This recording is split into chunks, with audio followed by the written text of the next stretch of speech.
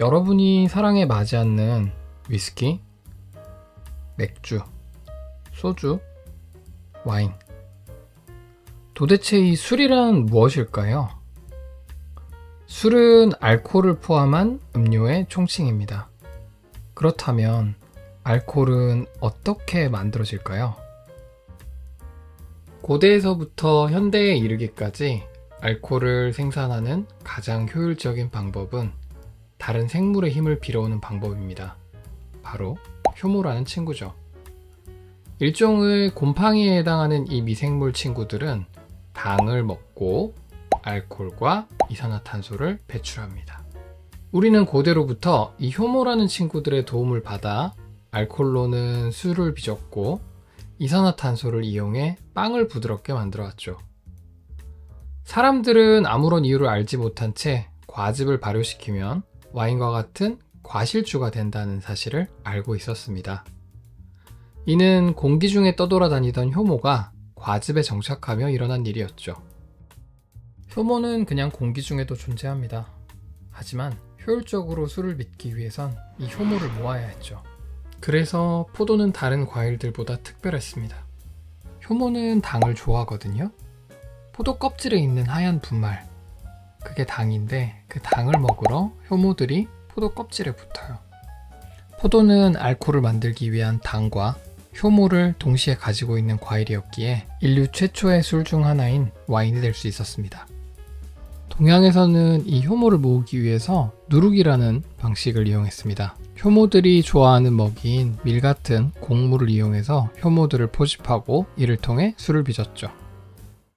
현대에 들어서면서 생물학과 현미경의 발전으로 인해 이 효모라는 친구들의 정체가 밝혀지기 시작합니다. 네덜란드의 과학자 레베누크는 1680년 처음으로 맥주 효모의 존재를 밝혀냈죠. 인간이 양조 과정에서 특정 효모만을 분리하여 사용하기 시작한 가장 대표적인 사건은 맥주에서 일어납니다. 칼스버그사의 후원을 받은 그 이름도 유명한 루이 파스테르가 예전에 사카로마이세스 칼스버겐시스로 알려진 사카로마이세스 파스토리누스를 분리해냅니다.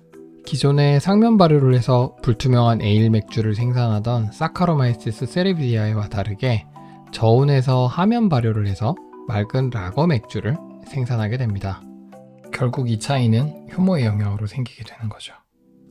동양권에서는 특정 효모를 분리하여 사용하는 가장 대표적인 케이스로 일본의 사케 양조를 들 수 있습니다. 아시아 쪽에서는 비교적 생물학의 발전이 빨랐던 일본이 가장 먼저 기존의 누룩 효모에서 벗어나 특정 효모를 배양하여 사용하는 입국, 즉 코지를 사용하기 시작했습니다. 이 입국은 기존의 누룩에 비해 다양성은 떨어졌지만 퀄리티 컨트롤이 훨씬 뛰어난 장점을 바탕으로 대량 생산에 훨씬 용이했죠. 그래서 지금은 한국의 전통주 양조장에서도 많은 경우 입국을 사용하고 있죠. 발효 후에 증류를 거치는 위스키의 경우에도 효모는 굉장히 중요합니다. 증류소마다 알코올의 생산량이나 발효 시간, 풍미에 영향을 주기 위해서 다양한 효모들을 사용하고 있죠. 스카치 위스키에 비해 오크통 사용이 제한적인 버번 위스키에서는 제품의 다양성을 위해 조금 더 적극적으로 다양한 효모를 사용하고 있습니다. 효모의 샘플을 본인의 집 냉장고에 보관한다는 와일드 터키의 마스터 디스틸러 지미 러셀의 이야기나 VKOQF, 다양한 효모를 이용해서 레시피를 달리하는 포로지스 같은 증류소의 이야기들은 굉장히 유명합니다. 술순호의 글로베온 위스키는 술에 관한 다양한 이야기를 전달합니다.